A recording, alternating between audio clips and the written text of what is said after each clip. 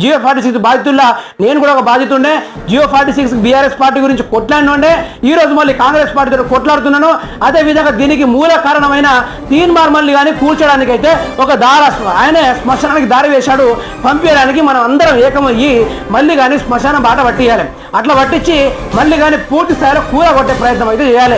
దయచేసి వరంగల్ విద్యార్థులు కానీ, నల్గొండ విద్యార్థులు కానీ, అదేవిధంగా ఖమ్మం విద్యార్థులు కానీ అందరూ ఏకమయ్యి మళ్ళీ కానీ మాత్రం ఇక మంచి ప్లాన్ వచ్చింది. ఇన్ని ఒట్లు కొడితే ఇంకోసారి ఎంపీ కాదు కదా, ఈ ఎదవకి ఏ పదవి ఇచ్చారు, వార్డు నెంబర్ పదవి ఇచ్చినా కూడా ఓడగొట్టడానికి తెలంగాణ విద్యార్థులు ఏకమై ముందు కదిలిళ్ళు.